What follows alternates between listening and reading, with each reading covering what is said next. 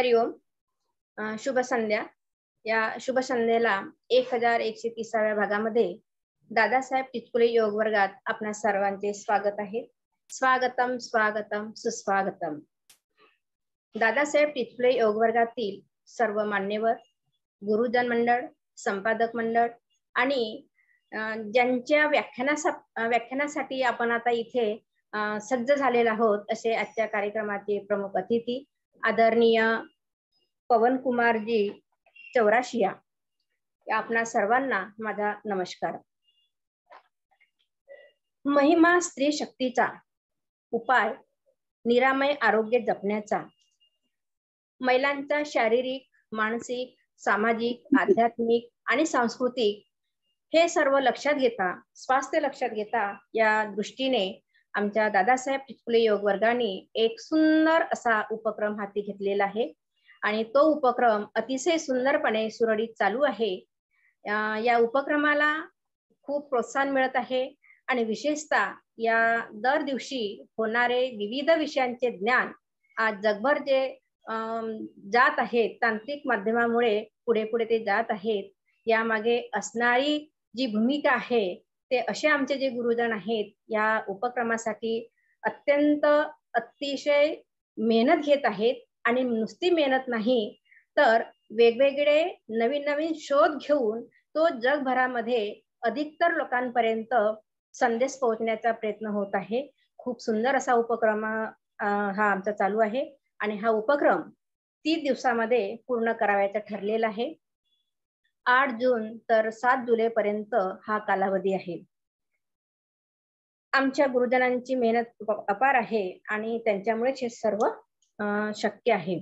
या शृंखला अंतर्गत आज आपल्याला मार्गदर्शक लाभले आहेत आदरणीय मुद्रा योगाचार्य पवन कुमारजी चौराशिया. सनातन धर्मातील तेजस्वी स्त्री शक्ती या विषयी आपल्याला मार्गदर्शन करणार आहेत. तेव्हा मी आदरणीय अंजलीताईंना विनंती करते आहे की आजच्या प्रमुख अतिथींचं परिचय आणि स्वागत करावं, अशी मी अंजलीताईंना विनंती करते आहे. धन्यवाद. धन्यवाद विद्याताई. हरिओम. सभी को हरिओम. दादासाहेब टिचकुले वर्ग का निरंतर आज 1130वां दिन. महिमा स्त्री शक्तीचा उपाय निरामय आरोग्य जपण्याचा. यह 1 महीने के लिए श्रृंखला तैयार की जाने वाली है, जिसमें स्त्रियों के अलग अलग विषय के ऊपर हमें यहाँ पे मार्गदर्शन होने वाला है. वैसे ही उनके स्त्रियों के जो भी प्रश्न है उसका निराकरण होने का यहाँ पर प्रयास चल रहा है. तो आज के इस योग वर्ग में हमारे 21वें पुष्प पिरो रहे हैं हमारे हम सबके जाने वाले योगाचार्य स्वामी जी पवन कुमार चौरासिया जी, जो मूल उनका मैं परिचय देने का मुझे जो सौभाग्य प्राप्त हुआ है संयोजक समिति से, मैं उसके लिए बहुत आभार व्यक्त करती हूँ कि इतने बड़े जी का परिचय देने का मुझे सौभाग्य मिला है. तो आज के जो हमारे गुरुवर्य है वो है पवन कुमार चौरासिया जी, जो मूल जबलपुर के हैं पर अभी वो वाशी में रहते हैं. स्वामी जी ने 1969 में मैकेनिकल इंजीनियरिंग पास किया है. अपने बीए आर्च में न्यूक्लियर इंजीनियरिंग के पद पर काम किया है. वैसे ही आपने कल्पक्कम में फास्ट रिएक्टर के लगाने में कार्यरत रहे हैं. आपने भारत में ही नहीं बल्कि फ्रांस और सऊदी अरेबिया में भी कार्य किया है. स्वामी जी विवेकानंद केंद्र, अंबिका योग कुटीर, सिद्ध समाधि योग, ब्रह्म विद्या, प्राणिक हीलिंग सभी से जुड़े रहे हैं. अध्यात्म के पिछले 50 वर्ष से आप साधना कर रहे हैं. आप ओशोधारा संघ से मुद्रा योगाचार्य और ज्ञान के आचार्य भी है. अपने मुद्रा ज्ञान सबको अवगत हो, इसलिए अपने देश के साथ साथ नेपाल तथा अमेरिका में भी शिविर लिए हैं. आप अभी भी ओशो नानक धाम में साधनारत है. ऐसे अनमोल गुरुवर्य स्वामी जी से हम सभी को मार्गदर्शन मिलने वाला है. आपका मार्गदर्शन पहले भी दादा साहेब टिचकुले योग वर्ग में हमें प्राप्त हुआ. आपका आज का विषय है सनातन धर्म में महिमामयी नारी शक्ति. सबके साथ सबसे खास आप हमारे गुरुवर्य के भी गुरुवर्य है. और मुझे जैसे आपने नाती कहकर जो आशीर्वाद दिया है उसके लिए मैं आपके हमेशा ऋणी रहना चाहती हूँ स्वामी जी. दो लाइन कहना चाहूंगी, बाद में हम आपके मार्गदर्शन को शुरू करेंगे। आज का जो आपका विषय है वो है सनातन धर्म में महिमामय नारी शक्ति। तो नारी शक्ति का पहले से ही नारी शक्ति को बहुत उच्च माना गया है, पर अभी भी हम आधुनिक जग में देखते हैं कि नारी को हम दुय्यम दर्जा ही देते हैं। तो इस नारी शक्ति का महत्व हमें अध्यात्म के दृष्टि से सिखाने के लिए, बताने के लिए आज के गुरुवर्य हमें मार्गदर्शन करने वाले हैं। दो लाइनें बोलना चाहूंगी स्वामी जी। बेटी बहू तो कभी माँ बनकर, बेटी बहू तो कभी माँ बनकर, सबके ही सुख दुख को सहकर, सबके ही सुख दुख को सहकर अपना सब फर्ज निभाती है, अपना सब फर्ज निभाती है, तभी तो नारी कहलाती है, तभी तो नारी कहलाती है। तो इस नारी के विषय में हमें जानकारी मिलेगी। सनातन धर्म में इसके क्या महत्व है, नारी को क्या न समझा जाता है, इसके बारे में हमें मार्गदर्शन मिलने वाला है। तो स्वामी जी, मैं आपका शब्द सुमन से इस दादा साहेब टिचकुरे योग वर्ग में स्वागत करती हूँ और आपको विनती करती हूँ कि आप अपने वर्ग को प्रारंभ करें। धन्यवाद। हरिओम। हरिओम। बहुत बहुत धन्यवाद अंजलि माँ। और यहाँ जितनी भी नारी शक्ति हैं उन सबको मेरा बहुत अभिवादन, अभिनंदन और स्वागत। और मैं पुरुष शक्ति को नहीं भूलना चाहिए, क्योंकि हर एक नारी शक्ति के आगे और पीछे दोनों तरफ पुरुष शक्ति है।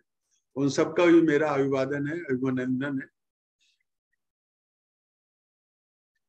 मुझे एक सनातन धर्म में महिमामयी नारी शक्ति पर बात करने के लिए स्वामी जी ने कहा।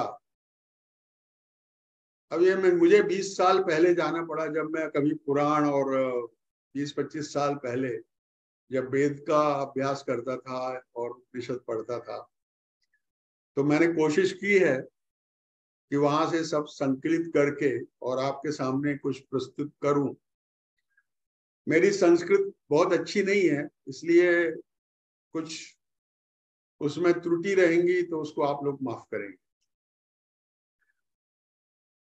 आइए, तो आज हम इस विषय पर चर्चा करेंगे। बहुत ही सुंदर विषय है।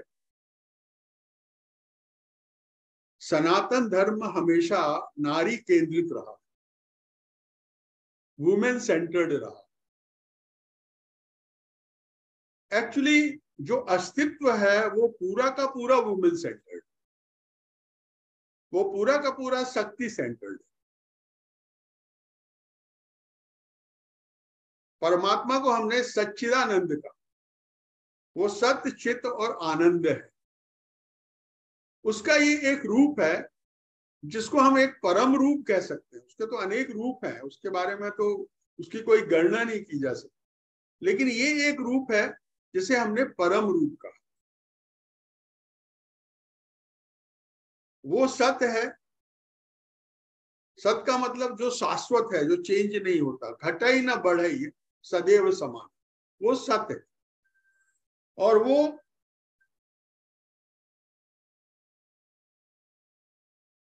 वो चित्त है, चैतन्य है, सर्वज्ञ है, वो सब कुछ जानता है, क्योंकि सब उसी से पैदा हो रहा है और उसी में समाहित हो रहा है। और वो आनंद है। आनंद का मतलब होता है उसको भाषा में एक्चुअली कहा नहीं जा सकता, लेकिन एक शांतिपूर्ण शाश्वत सुख को आनंद कहते हैं। क्योंकि हम सुख की भाषा समझते हैं, इसलिए मैंने आपको शांतिपूर्ण, जिसमें कोई तरंग ना हो और जिसको कभी लॉस करने का, परिवर्तन करने का या खत्म होने का, जिसमें कोई शंका है, वो आनंद है। ऐसा सुख, अक्षुण्ण सुख, इसको आनंद कहा। लेकिन परमात्मा को हमने निराकार कहा। तो जब परमात्मा एको बहुश्यामी, मैं एक से बहुत बन जाऊं, उसके अंदर एक छोटी सी तरंग होती है तो संसार पैदा होता है।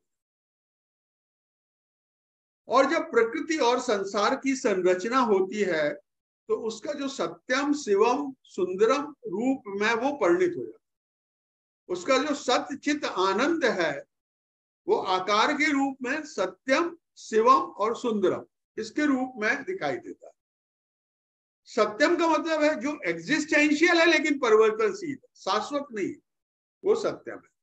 जैसे ये जीवन है, ये सत्यम है, इसका एग्जिस्टेंस है लेकिन सतत परिवर्तित हो रहा है, शाश्वत नहीं है। ये जीवन समाप्त होगा। प्रकृति में जो कुछ भी जन्म लेता है वो मरता है, वो समाप्त होता है। तो वो सत्य से निकला हुआ सत्यम है, वो एक सीमित दायरे में सत्य है, लेकिन वो पूर्ण सत्य नहीं। शिवम का मतलब सर्वज्ञता से शिवम निकला है। शिवम का मतलब होता है, अगर सरल भाषा में उसको समझें तो कल्याणकारी। वो परमात्मा का जो शिवम रूप है वो पुरुष रूप, वो कल्याण मित्र है, वो सबका मंगल चाहता है। हमारे सद्गुरु कहते हैं परमात्मा को मंगलमय जानते हुए अपने स्वधर्म का पालन करो। यही सबसे बड़ा धर्म है कि जो कुछ भी तुम्हारे साथ हो रहा है वो तुम्हारे मंगल के लिए, क्योंकि परमात्मा सदा कल्याण मित्र है। बुद्ध ने उसे कल्याण मित्र कहा, वो हमेशा कल्याण कर रहा है। ये जो शिवम रूप है ये पुरुष तत्व है, और उसका तीसरा रूप कौन सा है? सुंदरम। ये बड़ा अद्भुत है। उसने जो भी अस्तित्व बनाया है ना, वो बड़ा सुंदर है, वो अलौकिक है, वो अद्भुत है। तो जो कुछ भी इस आकार, इस संसार में आनंद प्राप्त होता है वो सुंदरतम से प्राप्त होता है, सुंदरम से प्राप्त होता है, और ये परमात्मा का नारी स्वरूप। जो भी आनंद है, जो रस है संसार में, वो सुंदरम से। और सुंदरम कहां से पैदा हो रहा है? नारी शक्ति से पैदा हो रहा है। जहां भी नारी है वो सुंदर हो जाता है, चाहे वो प्रकृति हो, चाहे वो नदी हो, चाहे वो वृक्ष हो, वो फूल हो, वो फल हो, वो स्त्रियां हो। नारी सत्ता जो है वो आनंद को, आह्लाद को, रस को देने वाली। तो ये बड़ा अद्भुत है। परमात्मा एक खेल खेल रहा है, उसकी एक रासलीला चल रही है। रसलीला प्रभु ने रची, खेलो नियमन बंद, हार जीत की बात क्या, खेलन का आनंद। परमात्मा की रसलीला चल रही है, और कोई भी खेल होता है ना, उसमें एक नियम होता है। नियम के तहत आप फुटबॉल खेलेंगे, हॉकी खेलेंगे, कबड्डी खेलेंगे, कोई भी गेम, शतरंज खेलेंगे, वो एक नियम है। तो एक ईश्वरीय नियम के अनुसार ये सारा खेला चल रहा है, लीला चल रही है। और किस लिए चल रही है? परमात्मा उस खेल से रसो वैसा, रस में डूबा है, और वो आपको भी रस में, आनंद में डुबा रहा है। वो कहता कि तुम इन नियमों के तहत खेलो, हार जीत की बात नहीं है यहाँ। खेलो नियमन बंद, नियम के तहत खेलना पड़ेगा। आप फाउल नहीं कर सकते, नहीं तो बाहर निकाल दीजिए। हार जीत की बात का, खेलन का आनंद। यहाँ पे खेल का आनंद है, चाहे आप हारो या जीत। तो वो जो रासलीला है, वो जो जीवन है, वो तो सत्यम है। वो कोई लिंग नहीं है सत्यम। जीवन जो है अलिंग है, लेकिन जो शिव तत्व है वो पुरुष तत्व है, और जो सुंदरम तत्व है वो नारी तत्व है। और इस तरह से ये पूरा संसार की रचना होती है। परमात्मा एक पावर हाउस के समान है। परमात्मा एक चैतन्य पुरुष है, लेकिन उसको अगर कुछ भी रचना करना है तो वो अपनी स्त्री शक्ति, इस माया शक्ति के द्वारा चेतना से रचना। इसलिए जो भी रचना है संसार की, वो सारी की सारी कृति नारी शक्ति से पैदा हुई। पुरुष शक्ति रचना नहीं कर सकती। रचनाकार जो है वो नारी शक्ति। इसलिए हमने नारी को हर रूप में पूजा है, चाहे वो कन्या के रूप में हो, युवती के रूप में हो, माँ के रूप में हो, या देवी के रूप में हो।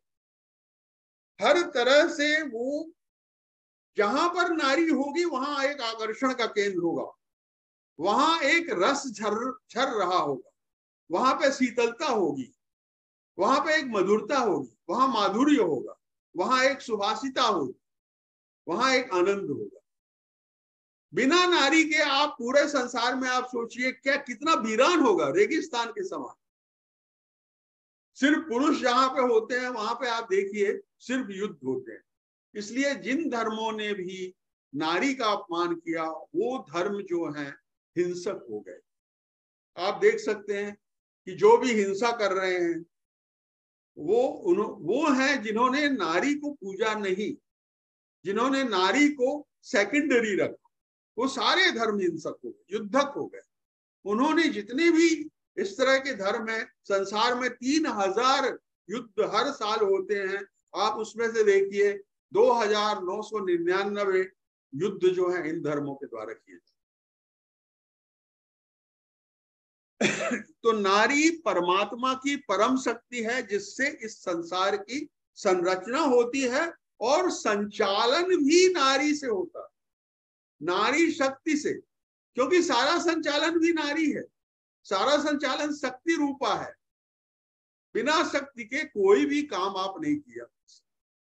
इसलिए सनातन धर्म ने नारी को सबसे ऊपर रखा है। पूरा धर्म नारी केंद्रित, विमेन सेंटर्ड है। परमात्मा जब ईश्वर रूप में संसार को बनाता है तो अपनी दो शक्तियां पैदा करता है, एक कहलाता है पराशक्ति और एक कहलाता है अपराशक्ति। पराशक्ति जो है वो आत्मशक्ति है, निराकार शक्ति। अपराशक्ति जो है वो प्रकृति शक्ति है। इन दोनों को मिलकर के जीव की संरचना होती है और दोनों ही शक्तियां नारी शक्ति है। इसलिए नारी शक्ति का जो सबसे अधिक वर्णन है वो तो या तो देवी पुराण में मिलेगा या सप्तशती में मिलेगा। तो इसको परमात्मा की माया शक्ति कहा गया। वो शक्ति जो प्रकृति और पुरुष तत्व लेकर के विश्व की संरचना करती है, वो माया शक्ति। और विश्व जो है वो उसका एक पीरियड है, उसका एक समय है, समय के साथ वो समाप्त होता जाता है और वो एक साइकिल में चलता है। वो खत्म होता है, पैदा होता है, खत्म होता है, वो वृत्ताकार है। इसलिए वो सब चीजें जो हम जन्म जन्म से घूम घूम कर उस वृत्त में लेते हैं उनको हमने वृत्ति कहा। तो सारी संरचना नारी शक्ति के द्वारा होती है। इसलिए दुर्गा सप्तशती में महर्षि मार्कंडेय जो है वो भृगु ऋषि के संतति में से आते हैं। भृगु ऋषि के पुत्र विधाता और विधाता के पुत्र मृकंड और मृकंड के पुत्र मार्कंडेय, चौथी पीढ़ी के हैं भगवान ब्रह्मा। ब्रह्मा के पुत्र भृगु, ब्रह्मा के मानस पुत्र हैं, मन से पैदा हुए। तो मार्कंडेय जो हैं वो महामृत्युंजय मंत्र के रचिता हैं और वो सप्तशती के भी रचिता हैं। ये दोनों मंत्र और गायत्री मंत्र, ये तीनों मंत्र जो हैं हमारे यहाँ सबसे बड़े मंत्र हैं। गायत्री मंत्र जिनको भगवान विश्वामित्र ने रचा, महामृत्युंजय मंत्र मार्कंडेय के द्वारा रचित, सतयुग में रचना की गई। क्योंकि वो कम उम्र के पैदा हुए थे तो उन्होंने महामृत्युंजय के द्वारा भगवान शिव को पकड़ करके वो महामृत्युंजय का जब मंत्र जपा तो फिर काल उनके पास आ नहीं पाया और फिर वो अमृत को प्राप्त हो गए। और उन्होंने ही सप्तशती के नवार्ण मंत्र किया। नवार्ण मंत्र अपने आप में बहुत ही अद्भुत है। ओम ऐं ह्रीं क्लीं चामुंडाय विच्चे, बहुत ही अद्भुत मंत्र है। और तंत्र शास्त्र में और मंत्र शास्त्र में बहुत ऊंचाई पे है। बहुत से लोग जो देवी को के साथ सायुज्य करते हैं वो इस मंत्र को सिद्ध करते, ओम ऐं ह्रीं क्लीं चामुंडाय विच्चे। और उन्होंने ही ये सप्तशती, दुर्गा सप्तशती को लिखा है जिसमें 700 श्लोक है। भगवान मार्कंडेय कहते हैं नमो जगत प्रतिष्ठायै देव्यै कृत्यै नमो नमः, अति सौम्याति रौद्रायै नतास्तस्यै नमो नमः, या देवी सर्वभूतेषु विष्णुमायेति शब्दिता, नमस्तस्यै नमस्तस्यै नमस्तस्यै नमो नमः। आप जगत की आधारभूता हैं, आप उसकी कारण स्वरूपा हैं। हे देवी, आप अति सौम्य और अति रौद्र हैं। आप ही लय और प्रलय करती हैं, अति सौम्य और अति रुद्र हैं। और सब प्राणियों में आप विष्णु माया के रूप में प्रतिष्ठित हैं। विष्णु माया मतलब जो अणु से लेकर और विराट तक जो शक्ति है वो विष्णु माया, उसके रूप में आप परिलक्षित हैं, प्रतिष्ठित हैं। सारे प्राणी आपके शक्ति के द्वारा, आत्म शक्ति के द्वारा ही प्राण धारण करते हैं, प्राण शक्ति के द्वारा ही प्राण धारण करते हैं। तो ये अद्भुत श्लोक, सारा अस्तित्व नारी शक्ति, देवी शक्ति से ही पैदा हुआ और उसी में समाहित हो जाता है। तंत्रोक्त शास्त्र में देवी सूक्तम में कुछ अंश में कहते हैं, या देवी सर्वभूतेषु चेतनेत्य अभिधीयते नमस्तस्यै नमस्तस्यै नमस्तस्यै नमः। आप चेतना के रूप में सब में विराजमान, सर्वभूतेषु बुद्धि रूपेण संस्थिता, सर्वभूतेषु शक्ति रूपेण संस्थिता, सर्वभूतेषु लक्ष्मी रूपेण संस्थिता। तीनों महाकाली, महालक्ष्मी और महाशक्ति के, महासरस्वती के रूप में आप सबके अंदर विराजमान है।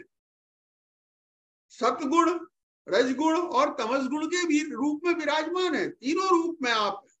और जो नारी शक्ति की पराकाष्ठा है वो क्या है? या देवी सर्वभूतेषु मातृ रूपेण संस्थिता नमस्तस्यै नमस्तस्यै नमस्तस्यै नमः। जो मातृ शक्ति है, स्त्री का जो मातृ रूप है वो नारी शक्ति की पराकाष्ठा। ओशो कहते हैं कि एक बार जब स्त्री मां बन जाती है तो उसको समाधि की भी जरूरत नहीं, क्योंकि जो 9 महीने में, 10 महीने में, 10 चंद्रमा के महीने में जितनी ऊर्जा स्त्री अपने पुत्र या पुत्री को, संतान को देती है, वो एक छोटे मोटे एटॉमिक एक्सप्लोजन के बराबर ऊर्जा होती है। इतनी ऊर्जा वो एक संतान को पैदा करने के लिए प्रोड्यूस करती है। तो आप सोचिए कि जिन स्त्रियों ने बहुत सी संतानें पैदा की, उनके अंदर तो ऊर्जा का पूरा खजाना है। कितना है उसके लिए आप उसको सोच भी नहीं सकते। अगर आप उसको संग्रहित करें तो कई एटॉमिक एक्सप्लोजन के बराबर वो ऊर्जा है। तो इसलिए मातृ शक्ति, माता, स्त्री की नारी सम्मान की पराकाष्ठा है। न उसके अंदर न पितृ शक्ति है, न देव शक्ति है, न गुरु शक्ति है और न परमात्म शक्ति। उसको सबसे ऊपर रखा हुआ है, क्योंकि सारा अस्तित्व मातृ शक्ति से, जननी से पैदा होता है। जननी जन्मभूमि स्वर्गादपि गरीयसी। इसलिए हमने कहा कि स्वर्ग में कुछ मतलब नहीं है। अगर माँ का आंचल मिल जाता है तो स्वर्ग से भी बड़ा है, उसकी कोई सीमा नहीं है। इतना उसके अंदर प्यार, इतनी ममता, इतना अस्तित्व का आनंद। कभी आप अपनी माँ, जो लोग बाहर रहते हैं और कभी साल 2 साल में एक बार आते हैं, और जब आपकी माँ आपको गले लगाती है तो वो जो सुख है, उस सुख वो अनिवर्चनीय है, उसका वर्णन नहीं किया जा सकता। ये मातृ शक्ति की पराकाष्ठा है। सनातन धर्म ने मातृ शक्ति को सबसे ऊपर रखा। उन्होंने कहा आदि शक्ति, या देवी सर्वभूतेषु चेतनेत्य अभिधीयते। चेतना के रूप में अगर कोई चैतन्य है तो उसके अंदर मातृ शक्ति बैठी। इसलिए सनातन धर्म ने ब्रह्म के साथ ब्रह्म शक्ति, परमेश्वर के साथ परमेश्वरी, ईश्वर के साथ ईश्वरीय शक्ति या माया शक्ति, परम ब्रह्म के साथ आदि शक्ति, एक दूसरे को विलग नहीं किया, उन्होंने उसको समाहित कर दिया। पुरुष और स्त्री तत्व को एक ही बना करके उन्होंने कहा कि सारा अस्तित्व अर्धनारीश्वर से पैदा, अर्ध पुरुषेश्वर से नहीं पैदा होता। ये भी ध्यान रखना। अर्धनारीश्वर से पैदा होता है। नारी ही ईश्वर है। ये सनातन धर्म की महिमा है। अर्धनारीश्वर, अर्ध के अंदर पुरुष है लेकिन महिमा नारी की, अर्धनारीश्वर, ये नारी की महिमा सनातन धर्म। सबसे ऊपर, उससे ऊपर कुछ भी नहीं।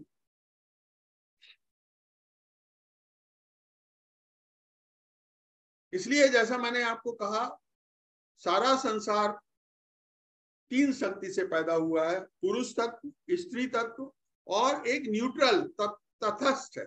जैसे जीवन जो है वो न्यूट्रल है, और पुरुष तत्व और स्त्री तत्व जो है ये दोनों क्रिएट करते हैं। जैसे अणु के अंदर, आप अगर अणु को देखेंगे तो उसके अंदर पॉजिट्रॉन या प्रोटॉन, इलेक्ट्रॉन और न्यूट्रॉन है। तो इलेक्ट्रॉन स्त्री तत्व है, कर्म सारा इलेक्ट्रॉन करेगा। पुरुष तत्व वहां सिर्फ उसको सहारा दे रहा है, उसको सेंट्रीपिटल फोर्स दे रहा है। इसी तरह से इड़ा, पिंगला और सुषुम्ना, सुषुम्ना अजागृत अवस्था में, इड़ा और पिंगला, सूर्य नाड़ी और चंद्र नाड़ी, ये दोनों ही काम कर रहे हैं। लेकिन मन जो है वो क्या है? इड़ा है, चंद्र शक्ति है, स्त्री शक्ति है। मन ही शरीर को चला रहा है, शरीर मन को नहीं चलाता। पुरुष को स्त्री चला रही है।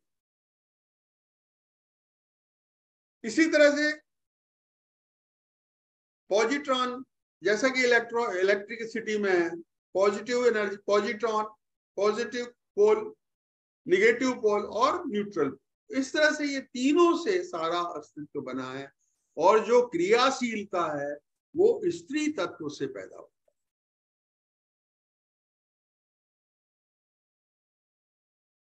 है। ऋग्वेद में सबसे पहले पुराना जो अपना वेद है, उसमें देवी सूक्त पे 8 मंत्र कहे गए। उनमें देवी की 8 ऋचाएं हैं, जिसमें देवी का वर्णन किया गया है। महर्षि अभ्रण की पुत्री का नाम वाक था, और उसने देवी के साथ सायुज्य कर लिया था। तो ये उसके वाक्य हैं। क्योंकि ऋग्वेदों में देवताओं की पूजा, यज्ञ के बारे में ज्यादा वर्णन है। देवताओं और मनुष्य के बीच में बातचीत हो सकती थी। उनका जो लेवल था विकास का, चेतना का, बहुत ऊंचा था मनुष्यों का। तो इसलिए वहां ज्यादा यज्ञ के द्वारा देवताओं को प्रसन्न किया जाता था। तो कहती है, ओम अहम रुद्रेभि वसुभि चराम्यहम आदित्यैरुत विश्वदेवै अहम मित्रा वर्णोभा विवम्भ्र अहम इंद्राग्नि अहम अश्विनोभा। कहती है कि मैं, वाक जो है वो अब्रणी ऋषि की पुत्री थी। उसने मां के साथ, देवी के साथ सायुज्य प्राप्त कर लिया, वो स्वयं ही देवी बन गई। तो वो कहती है कि मैं ही सच्चिदानंदमयी सर्वात्मा देवी रुद्र, बसु, आदित्य और विश्व देव गणों को के रूप में विचरती हूँ।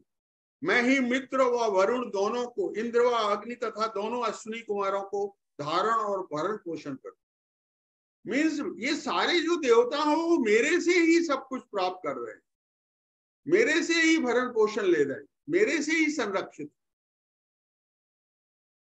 तो इस तरह से हमारे सनातन ऋग्वेद में सभी देवताओं की जननी को आदि शक्ति मां के रूप में ही देखा गया है।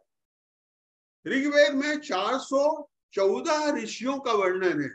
उसमें से 40 जो ऋषि हैं वो नारी शक्ति, वो स्त्री ऋषि।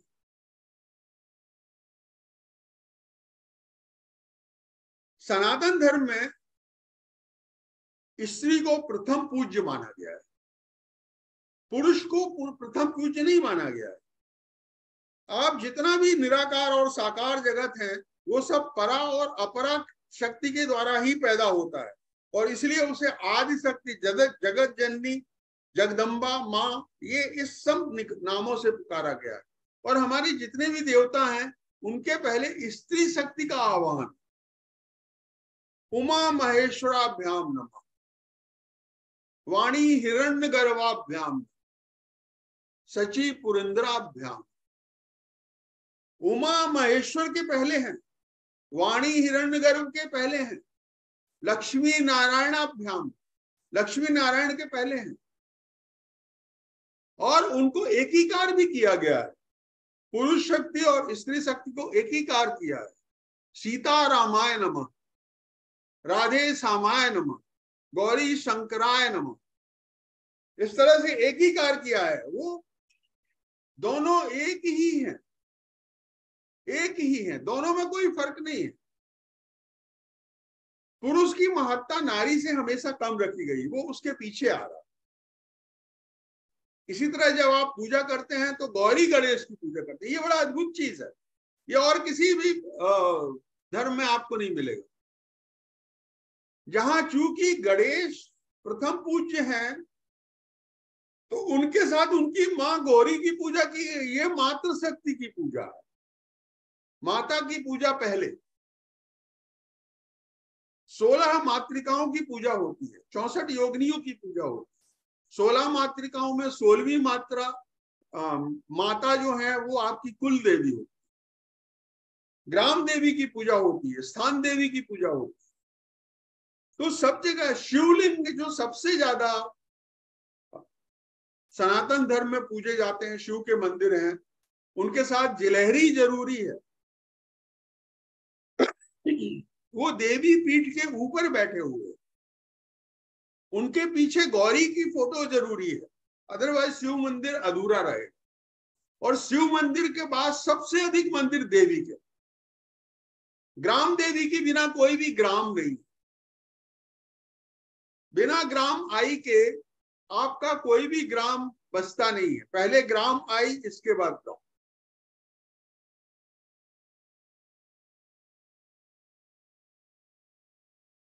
नारी जो है वो पुरुष के बिना जननी हो सकती है, पुत्र और पुत्री पैदा कर सकती है।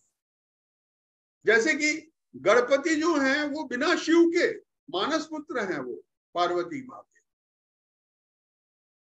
कुंती के सारे पुत्र मानस पुत्र हैं, देव शक्ति से पैदा हुए।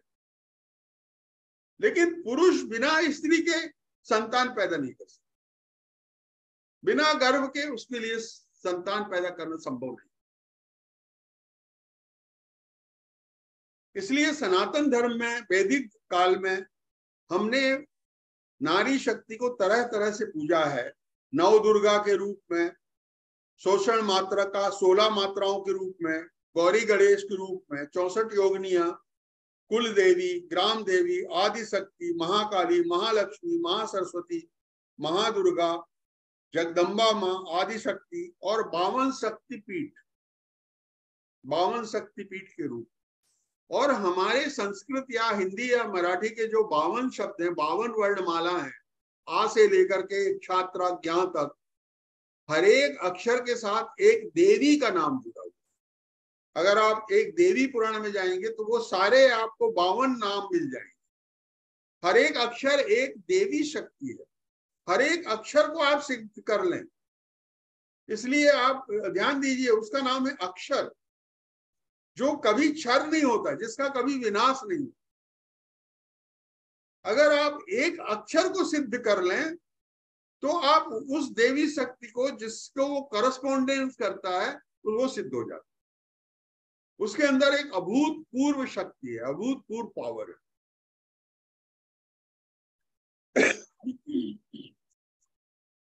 जो देवी मां महिषासुर मर्दनी हुई, वहां पर सभी देवताओं ने अपनी शक्ति देवी को दिया।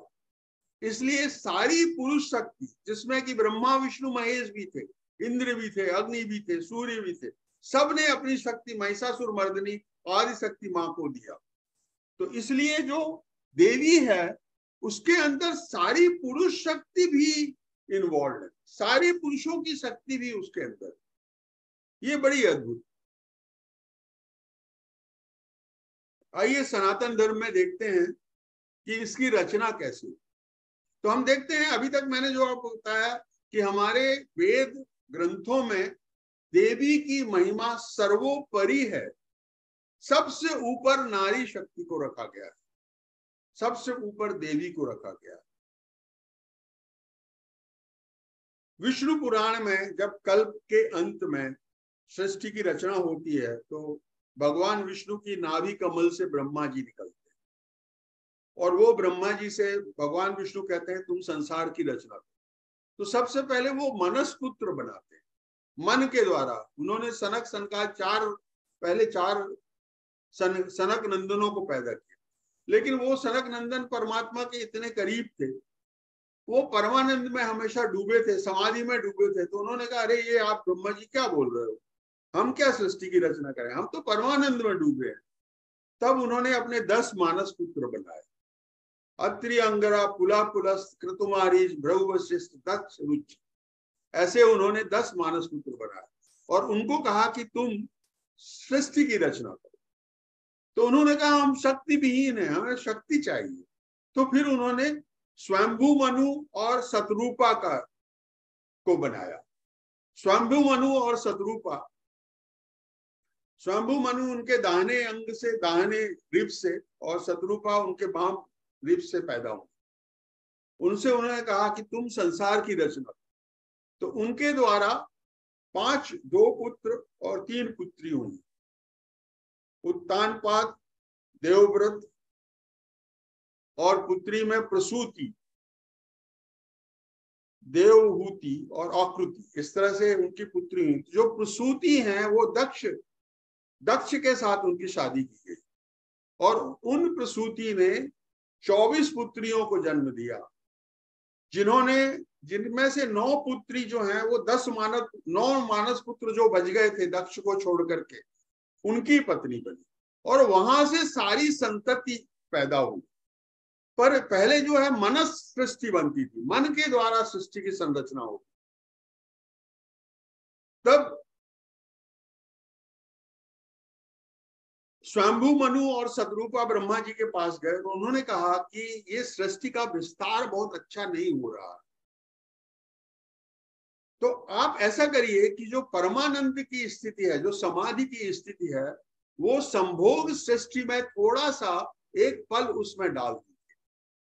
तो वहां से मनस सृष्टि से फिर संभोग सृष्टि या काम सृष्टि की रचना होने लगी। तब भगवान ने, ब्रह्मा जी ने कामदेव की रचना की और दक्ष की पुत्री रति से उनकी शादी हुई और उन्होंने ये काम सृष्टि को बढ़ावा दिया। तो मारीच के पुत्र कश्यप के द्वारा सारी संतति पैदा हुई। मारीच के पुत्र कश्यप जो हैं उन्होंने अदिति और ऐसे 13 कन्याएं जो दक्ष थी उनसे, उनके साथ शादी की और अलग अलग, जैसे अदिति से आदित्य पैदा हुए, सूर्य इत्यादि हुए, और दिति से दानव दैत्य पैदा हुए, इस तरह से विनीता से गरुड़ पैदा हुए। तो अलग अलग मुनि से अप्सरा पैदा हुई और ऐसे अलग 13 कन्याओं से 13 तरह की प्रजाति, जिसमें कि वृक्ष हैं, बेल हैं, ये सब पैदा हुए। सूर्य पुत्र जिनको हम विवस्वान कहते हैं, उनसे व्यवस्थ मनु पैदा हुए। व्यवस्थ मनु वो हैं जिन्होंने जल प्रलय देखा और मनु स्मृति और मनु संहिता लिखी, और मनु से ही मनुष्य का जो वंशज हैं, हमारे जो पूर्वज हैं, वो पैदा हुए। व्यवस्थ मनु जो सूर्य पुत्र हैं, अभी हमारा व्यवस्थ मनवंतर चल रहा है, उनका ही मनवंतर चल रहा है। तो उनसे इक्ष्वासु वंश, सूर्यवंशी पैदा हुए, जिससे भगवान राम हुए उनके 39th स्टेज पर। तो इस तरह से मनुष्य की जो योनि है वो मुख्यतः प्रसूति के द्वारा, और जो संभोग सृष्टि है वो ज्यादातर स्वयंभू मनु और प्रसूति की संतति के द्वारा पैदा हुई। इसी तरह से अत्रि मुनि के पुत्र चंद्रमा, अत्रि मुनि के 3 पुत्र हुए, दुर्वासा, चंद्रमा, दुर्वासा ऋषि, चंद्रमा और भगवान दत्तात्रेय। तो चंद्रमा से बुद्ध पैदा हुए, चंद्रमा और तारा से बुद्ध पैदा हुए, और बुद्ध से पुरुरवा हुए, उनके ययाति वंश पैदा हुआ, और उससे पुरु पैदा हुए, पुरु से चंद्रवंशी कौरव पैदा हुए, और यदुवंश पैदा हुआ। तो इस तरह से मनु से क्योंकि सारी सृष्टि हुई, इसलिए हम सब मनु की संतान मानव कहलाए। और जो व्यवस्थ मनु ने मनु संहिता लिखी और मनु स्मृति लिखी, वो एक सामाजिक धार्मिक शास्त्र था जिसका उद्देश्य था कि आप गृहस्थ में रहकर भी परमात्मा को प्राप्त कर सकें।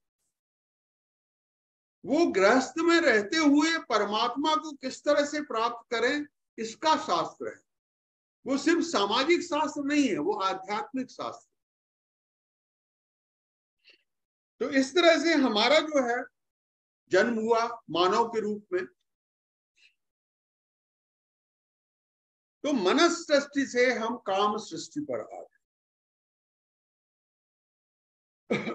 और फिर जीवों की उत्पत्ति बहुत तेजी से हुई और संसार में मनुष्य और बाकी सारी प्रजातियां, देव, यक्ष, पशु, पक्षी, वृक्ष, लता आदि इत्यादि सब उस करीब करीब उस काम सृष्टि से पैदा हुए।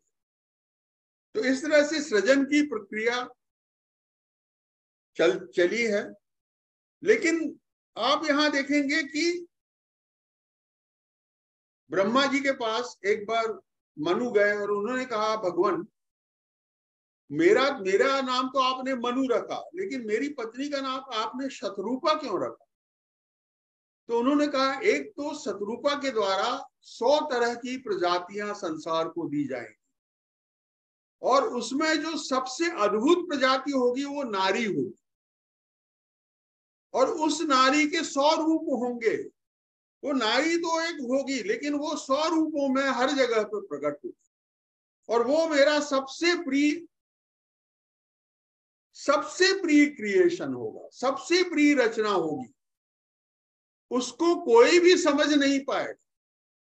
इसलिए हे पुत्र, मैंने तुम्हारी पत्नी का नाम शतरूपा रखा है और जो नारी शक्ति है वो अपने आप में अद्भुत, सबसे सुंदर और अनिवर्चनीय होगी, जिसको कोई भी पूरी तरह से समझ नहीं पाएगा, मैं भी नहीं समझ।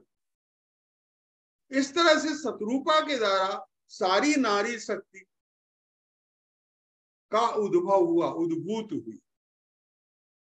अथर्ववेद इसलिए कहते हैं, यत्र नार्यस्तु पूज्यन्ते रमन्ते तत्र देवता, यत्र तास्तु न पूज्यन्ते सर्वातस्रा फलाह क्रिया। जहां पर नारी पूजी जाती है वहां देवता रमण करते हैं और जहां नारी की पूजा नहीं होती वहां कोई भी क्रिया अफलित हो जाती है, फलित नहीं होती। इसलिए हमारे यहाँ पर वैदिक काल में, जब तक कि 11वीं शताब्दी में आक्रांता लोग आए और उन्होंने पूरा नारी शक्ति को विनाश किया, उसके पहले तक हमारे वैदिक काल में कुछ इस तरह के रूल्स थे, इस तरह के वहां पर नारियों के लिए रूल्स बनाए गए थे जो बड़े अद्भुत, जो मनु संहिता में आपको मिलेंगे। नारी को देवी तुल्य पूजा जाता था। वो महाकाली, महालक्ष्मी, महासरस्वती माताओं की प्रतिरूप थी। अराजा मतलब जो कन्या होती थी उसको देवी का रूप दिया गया था। नॉर्थ में आज भी नवदुर्गा के समय कन्या को देवी के रूप में पूजा जाता है। धर्म कार्य बिना नारी के संभव नहीं होते थे। यज्ञ में नारी की उपस्थिति अवश्य थी, ये तैत्तिरीय उपनिषद कहता है। यज्ञ में जब आप आहुति को देते हैं तो आप किसको देते हैं? अग्निदेव को देते हैं, लेकिन उसका माध्यम क्या है? स्वाहा, उनकी पत्नी।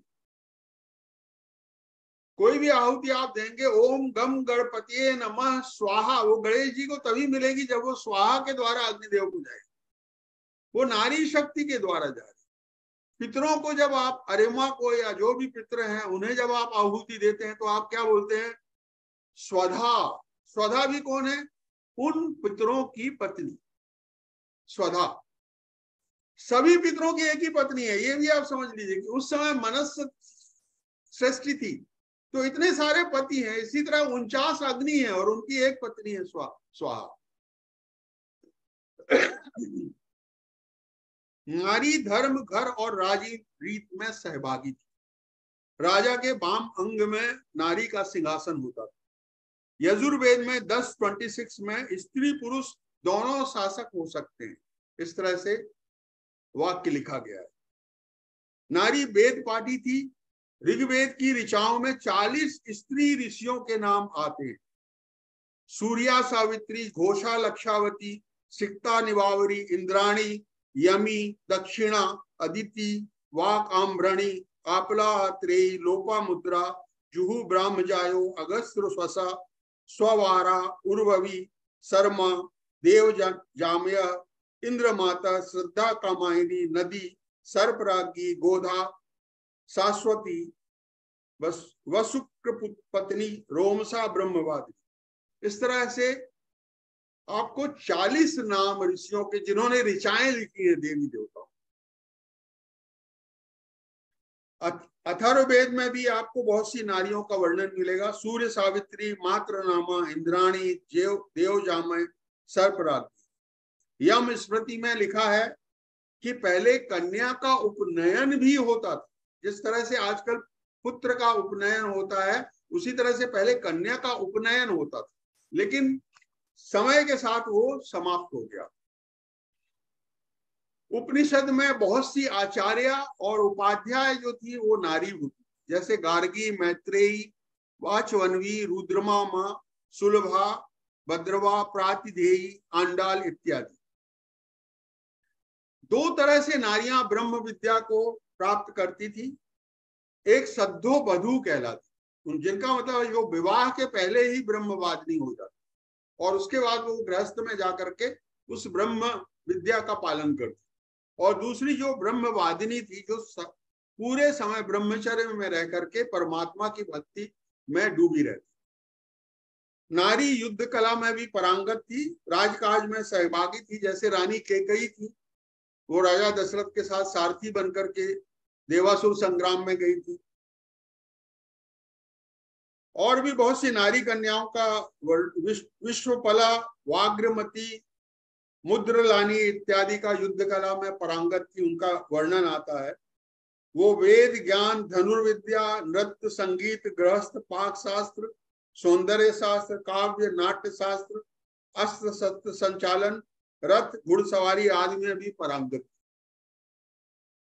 11वीं सदी में भी पृथ्वीराज रासों में संयोगिता और मदना नाम की दो आचार्य का नाम आता है, जो संयोगिता पृथ्वीराज की पत्नी थी, जिन्होंने 500 राजकुमारियों को गुरुकुल में रख करके, नारी गुरुकुल में रख करके शिक्षित किया था और युद्ध प्रवीण किया था।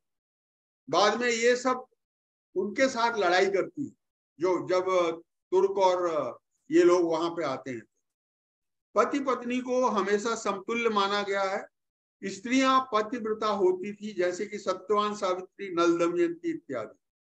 बिना कन्या के इच्छा के शादी वर्जित थी। विवाह 4 प्रकार के होते थे। देवी विवाह, जहां माता पिता की सम्मति से विवाह होता था।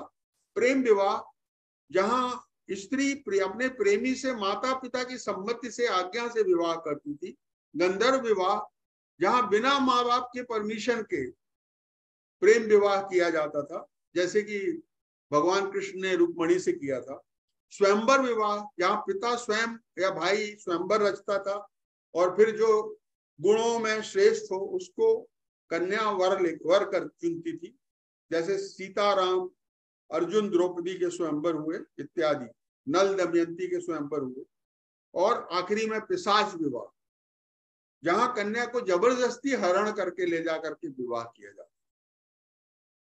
वैदिक युग में दहेज प्रथा नहीं थी। विधवा पुनर्विवाह सम्मानित था। जैसे तारा, बाली की जो पत्नी तारा थी, बाली के मर जाने के बाद वो सुग्रीव के साथ रहने लगी, तो वो भी सम्मानित था। तारा को पंचकन्याओं में गिना गया है।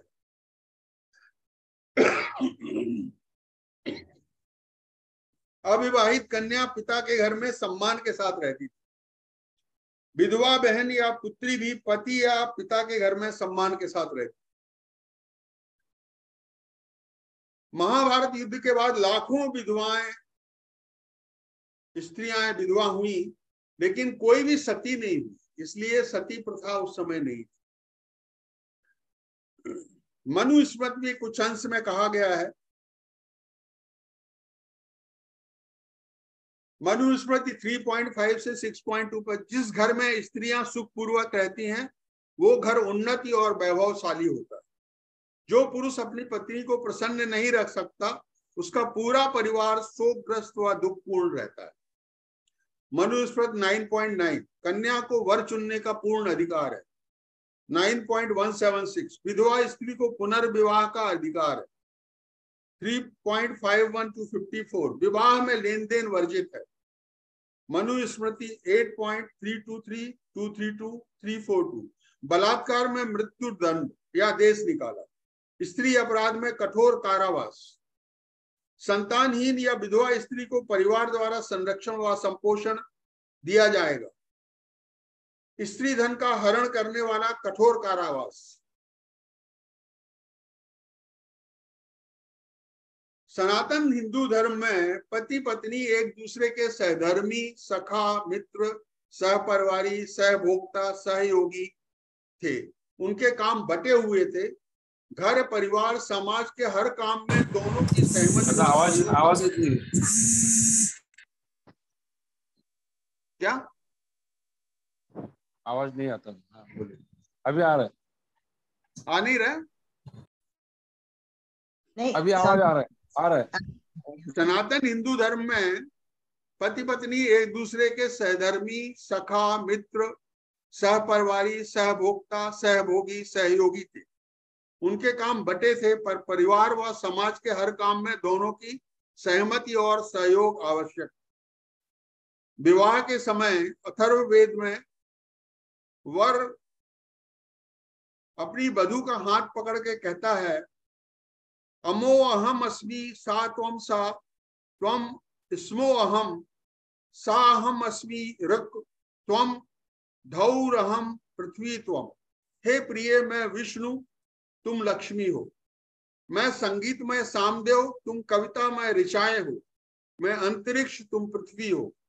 दोनों भिन्न होते हुए भी सदा साथ व अभिन्न है। मैं अपने सौभाग्य के लिए तुम्हारा हाथ पकड़ता। ये अथर्ववेद में है, आप इसको सोचिए।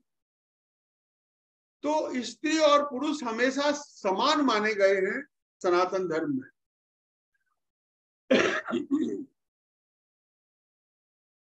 थोड़ा सा समय और लूंगा। आइए हम देखते हैं पंच कन्याएं, जिन्हें हमने सनातन धर्म में चिर कुमारी कहा है। वो हमेशा वर्जिन कहलाई। वर्जिन मेरी का जो कॉन्सेप्ट है वो इधर से उधर गया हुआ। ईसाइयत में वो यहां से गया है,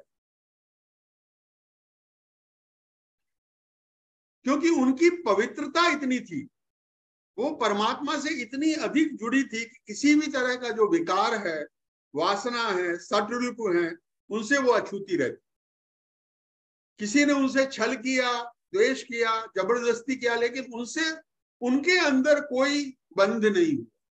वो निर्बंध रही, वो निष्पाप रही, वो निर्मल रही। तो उनमें से 5 कन्याओं के बारे में संक्षेप में आपको बताऊंगा। अहिल्या महर्षि गौतम की पत्नी थी, जो इंद्र के छल के शिकार हुई थी, और उनके पति महर्षि गौतम ने उनको शिला हो जाने का श्राप दे दिया था, जिसके कारण वो सतयुग में शिला हो गई थी। और त्रेता में भगवान के द्वारा, क्योंकि जब अहिल्या ने उनसे क्षमा मांगी कि भाई मुझे तो छल मालूम नहीं पड़ा, तो उन्होंने कहा तुम असंवेदनशील हो गई हो, इसलिए तुमको श्राप दिया जा रहा है। तो उन्होंने कहा अब तुमको नारायण ही तार सकते हैं। तो भगवान ने जब राम का रूप रखा, तब वो अहिल्या का तरण हुआ। तो अहिल्या पंच कुमारी में से द्रौपदी, जिनके 5 पांडव पति थे, अग्निपुत्री थी, उन्होंने भगवान शिव से ऐसा वरदान मांगा था कि मुझे एक धर्मवान, इंद्र के समान परम यशस्वी, समर्थवान और पवन के समान बलशाली और अश्विनी कुमारों के समान सुंदर पति। तो भगवान ने कहा कि भाई एक पति से पॉसिबल नहीं है, 5 लोग ढूंढना पड़ेगा। तो वो पंचपति उसको मिले। लेकिन द्रौपदी सबसे सुंदर, सबसे ज्यादा सम्मानित अपने काल की स्त्रियों में गिनी जाती है, और पंच कन्याओं में और पंच सती में, जैनों ने उसको पंच सती में भी रखा।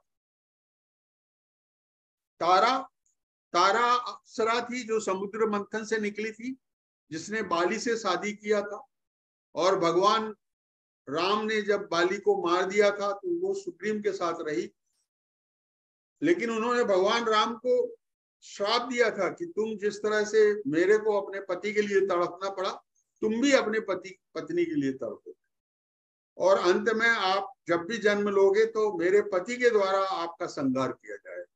वो भी पंच कन्याओं में से एक थी। कुंती यदुवंशी थी, चंद्रवंशी थी। वो सूरसेन की प्रथा नाम की पुत्री के रूप में उनका जन्म हुआ था, लेकिन उन्होंने अपने भाई कुंती भोज को दे दिया था कन्या को गोद लेने के लिए, तो वो कुंती भोज के यहाँ पर हुई। दुर्वासा ऋषि के द्वारा उन्हें वरदान मिला, और उस वरदान के कारण कर्ण और 5 पांडव देवों के द्वारा उन्होंने जन्म दिया, और उनको भी पंच कन्याओं में से माना जाता। और आखिरी में 5वीं कन्या मंदोदरी, रावण की पत्नी, वो मयदानव की पुत्री थी और हेमा नाम की अप्सरा की पुत्री थी। भगवान शिव की तपस्या किया था उसने कि मुझे सबसे शक्तिशाली, विद्वान और शिव भक्त पति मिले, तो उसको रावण मिला। वो रावण के साथ रहते हुए भी पूर्ण रूप से शिव भक्त रही और पूर्ण रूप से पवित्र रही, तो उसको पंच कन्याओं में गिना जाता है। इस तरह से सनातन धर्म ने, यहां अगर आप देखेंगे तो आज के स्केल में आप इनको पतिव्रता नहीं कहेंगे, लेकिन हमारे सनातन धर्म में इनको पतिव्रता से भी ऊपर पंच कन्या के रूप में इनकी पूजा की। जो सुबह इन 5 कन्याओं का नाम लेता है उसका पूरा दिन अपने आप अच्छा हो जाए, धर्म ये कहता है।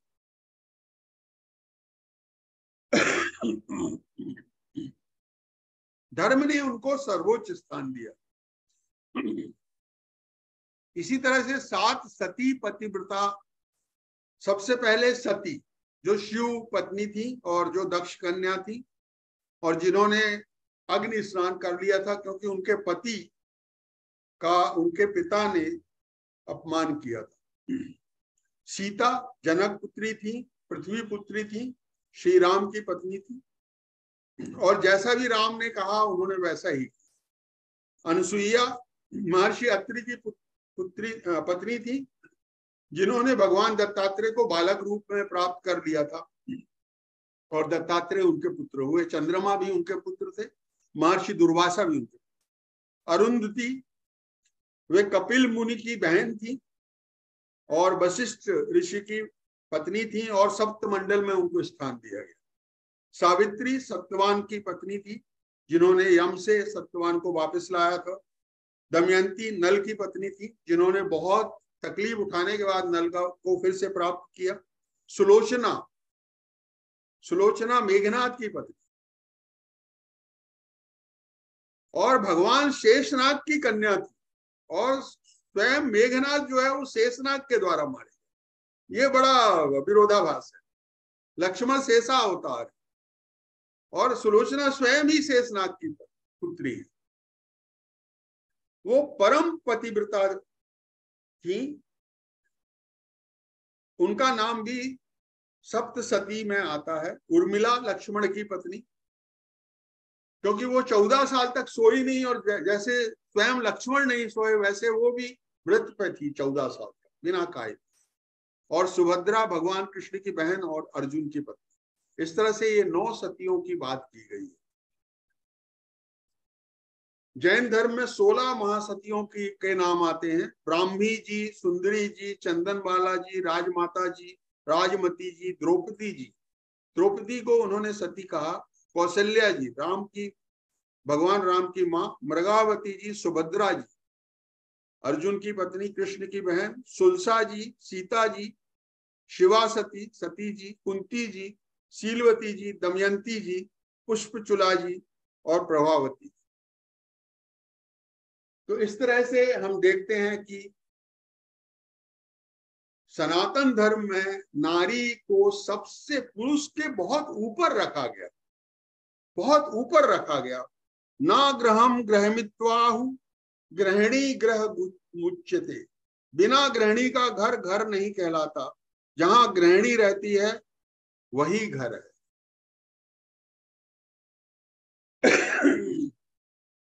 तो आइए, सर्व मंगल मांगल्ये शिवे सर्वार्थ साधिके शरण्ये त्र्यंबके गौरी नारायणी। इसके साथ ही मैं आज का ये प्रवचन जो है इसको बंद करता हूं और हरिओम पूर्णमदः पूर्णमिदं पूर्णात् पूर्णमुदच्यते पूर्णस्य पूर्णमादाय पूर्णमेवावशिष्यते। ओम शांती शांती। धन्यवाद सर, छान आम्हाला मार्गदर्शन केलं आहे, खूप खूप धन्यवाद। आदरणीय वेंगणकर सर आभार प्रदर्शन करतील अशी मी त्यांना विनंती करते आहे। रमेश सर। हरिओम। हरिओम।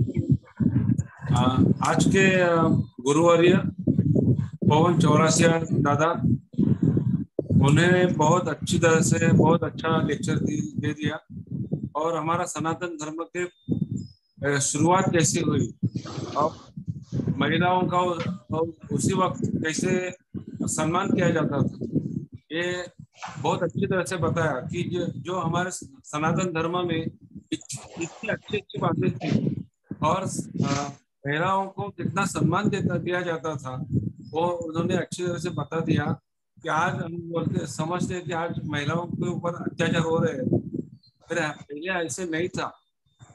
ये इससे सिद्ध होता है कि पहले बहुत अच्छा ये नारी शक्ति की बहुत आदर किया जाता था। नारी शक्ति को, नारी शक्ति ने ऐसे कितने राक्षस गण है उनका नाश किया था, जो लोगों को दुष्टता से तकलीफ देते थे, तो उनको नारी शक्ति ने नष्ट किया था। तो नारी शक्ति की ममता है, नारी शक्ति में शक्ति है, ये सब आज का लेक्चर में पवन दादा ने इतना अच्छे तरह से समझाया। मुझे लगता है बहुत कम लोगों में ये नॉलेज होगा कि पुरातन हमारा सनातन धर्म में क्या क्या कितनी अच्छी बातें हैं। तो ये ज्ञान होना बहुत जरूरी है, सबको ज्ञान होना जरूरी है। और ये हमारा जब भी ये वीडियो जब भी सब जगह पर जाएगा और ये ज्ञान लोगों को मिलेगा तो बहुत खुशी होगी कि हमारे सनातन धर्म में भी इतनी अच्छी अच्छी बातें थी। आज हम दूसरे भी धर्म का विचार करेंगे तो हमारे धर्म में गर्व की बात है, ऐसे ऐसे हमें लगेगा और हमें गर्व लगेगा, इतनी अच्छी बातें थी। जैसे सनातन धर्म में हर हमारे जितने भी देवता है, तो देवता का नाम लेने के पहले स्त्री का नाम लिया जाता था। सीताराम, गौरी शंकर, ऐसे लक्ष्मी नारायण, ऐसे अनेक नाम जो भी है वो राधा कृष्ण, तो पहले हमारे स्त्री का नाम लिया जाता था। इतना सम्मान स्त्री का होता था। फिर बीच में क्या हुआ कि जैसे ये खराबी आ गई कि स्त्री के ऊपर अन्याय होने लगा और ये बहुत बुरी बात है। तो ये हमारा सनातन धर्म का ज्ञान होना हमें बहुत जरूरी था। और आज पवन दादा ने बहुत अच्छी तरह से शुरुआत से पूरी तरह से ये समझाया। मैं दादा साहेब पृथ्वी वर्ग से पवन चौरासिया का बहुत आभार मानता हूँ, सबसे आभार मानता हूँ। इतने अच्छी तरह से ये समझाया और ये ज्ञान होना हमारे समाज के लिए बहुत जरूरी है, हमारे सनातन धर्म के लिए बहुत जरूरी है कि ये ज्ञान होना हमें जरूरी है। अज्ञान होने से हम स्त्री को द्वितीय स्थान देते हैं। एक्चुअली द्वितीय स्थान नहीं, स्त्री का पहला नाम होता है, पहला सम्मान स्त्री का होना चाहिए। और दूसरी बात ये भी है, सही है कि जिस घर में स्त्री को सम्मान नहीं है वो घर कभी भी नहीं दिख सकता। तो स्त्री लक्ष्मी जैसी है और स्त्री अगर लक्ष्मी जैसी कौन से भी कुटुंब में रहेगी और उसको सम्मान रहेगा तो जरूर वो घर में सुख शांति समाधान मिलेगा। ये तो यह आज का लेक्चर से तो पूरा उन्होंने ज्ञान दे दिया। मैं पवन दादा 84 को फिर से उनके आभार मानता हूँ और इन्होंने दादा साहेब चुटकुले वर्ग में आके बहुत अच्छी योगदान दिया और ऐसे भी आगे भी देते रहेंगे। ऐसे में उनको विनंती करता हूँ। धन्यवाद धन्यवाद धन्यवाद सर। यानंतर आपल्याला कोणाला प्रतिक्रिया द्यायचं असेल किंवा काही प्रश्न विचारायचे असेल तर विचारू शकता। बोला ताई। हाँ, आज स्वामी जी ने बहुत ही सुंदर अध्यात्म के बारे में, हमें इतनी जानकारी नहीं थी। आज सनातन धर्म में नारी कितनी पूजनीय है, नारी की कितनी तब नारी को कितना मान सम्मान मिलता था, ये अपने व्याख्यान में बहुत अच्छी तरह से बताया है। हमें पूरा अध्यात्म में लेके गए। यानी हमने भी जैसे हम ऋषि जो बोलते हैं, तभी पूरे पुरुषों के ही नाम हमें पता थे, पर आज स्वामी जी ने बताया कि स्त्रियां जो है वो भी ऋषियों में जो गुरुकुल में ज्ञान देती थी, तो बहुत ही अच्छा हमें ज्ञान मिला आज। बहुत बहुत आपका आभार व्यक्त करते हैं। बहुत ही अच्छी, धन्यवाद गुरुजी। धन्यवाद वहिनी। अजून कोणाला प्रतिक्रिया द्यायचं आहे किंवा प्रश्न विचारायचे असेल तर विचारू शकता। हरिओम। सवाल नहीं है। दादा से मैं प्रश्न पूछना चाहता हूँ। मौका है दादा से आंसर लेना, मुझे बहुत खुशी होगी। दादा मैं ये पूछना चाहता हूँ कि आपने तो स्त्री का सम्मान हमारे सनातन धर्म में था, आपने तो बता दिया और बहुत अच्छी तरह से बता दिया। फिर ऐसे क्या हुआ कि स्त्री को सम्मान और स्त्री का छल होने लगा? ऐसी कौन सी बात हुई? और जैसे इतनी अंधश्रद्धा होती थी कि सती जाने की, स्त्री को सती जाने की अंधश्रद्धा थी जो हमारे सनातन धर्म में नहीं है, और सती जाने की प्रथा शुरू हुई। ऐसे क्या हुआ कि ऐसे हो गया? तो उसका थोड़ा सा अगर आप क्या हुआ कि एडवेंट ऑफ इस्लाम के साथ जब 7th सेंचुरी में इस्लाम पैदा हुआ, मोहम्मद साहब अरब में पैदा हुए और उन्होंने इस्लाम 7वीं सेंचुरी से चालू किया, तो 8वीं सेंचुरी में हमारे यहाँ पे एक बहुत बड़ा अटैक हुआ अफगानिस्तान की तरफ से। हमारे यहाँ पे जो सनातन धर्म में धर्म युद्ध लड़ा जाता। धर्म युद्ध कैसा होता है कि सुबह जब सूर्य उगा वहां से युद्ध शुरू होगा और जब सूर्य डूबा तो युद्ध। ये 8वीं सेंचुरी तक ऐसा चलता था। बहुत से राजा थे, 300 राजा थे। हर्षवर्धन 8वीं सेंचुरी में हुए, शंकराचार्य स्वयं भी 8वीं सेंचुरी में हुए। लेकिन उस समय तक भारत में जो जितने भी 300-400 जो भी छोटे बड़े सब तरह के राज परिवार थे वो धर्म युद्ध लड़ते। वहां पे स्त्रियों का कोई भी किसी भी तरह से अनादर नहीं किया जाता। 8वीं सेंचुरी में पहली बार जब अफगानिस्तान से चढ़ाई हुई तो वहां से जो ये आक्रांता आए, जो मुस्लिम आक्रांता आए, तो उनके कॉन्सेप्ट को हमको बिल्कुल भी मालूम नहीं था। तो उन्होंने आकर के लूटपाट करना शुरू किया और वो दिन रात उनका रात का कोई हम लोग तो धर्मयुद्ध थे, हम तो शाम को बंद करके बैठ गए, वो रात को आक्रमण करना शुरू। तो उन्होंने हमारी स्त्रियों को ले जाना शुरू किया, उनको बलात्कार शुरू किया, उनको उठा के ले जाने लगे और बहुत से उनको ले गए। पहली बार हमारे यहाँ राजपूतों को मालूम पड़ा कि ऐसे आक्रांता भी हैं। तब उन्होंने अपने आप को संगठित किया और बप्पा ऐसा एक नाम है जो मैं अभी हिस्ट्री में भूल रहा हूँ, उन्होंने उस पर चढ़ाई करके उनको मार करके उनको वहां फिर से जब वो आए तो उनको बहुत बुरी तरह से मार के अफगानिस्तान तक खदेड़ कर आए। और इसके बाद अफगानिस्तान तक उन्होंने चौकियां बनाई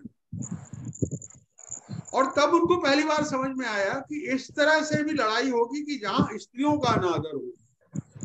तो उन्होंने चौकियां बनाई, वहां पे अपने लोग रखे और वहां फिर भी हमारे यहाँ पे कैसे दया, सब में परमात्मा देखा जाता था। तो उन्होंने उनको पूरी तरह से नष्ट नहीं किया, उनके पुत्र वगैरह को वहां दे करके आ गए। तो 8वीं सेंचुरी से 11वीं सेंचुरी तक 300 साल तक ये लोग फिर वापस नहीं आए।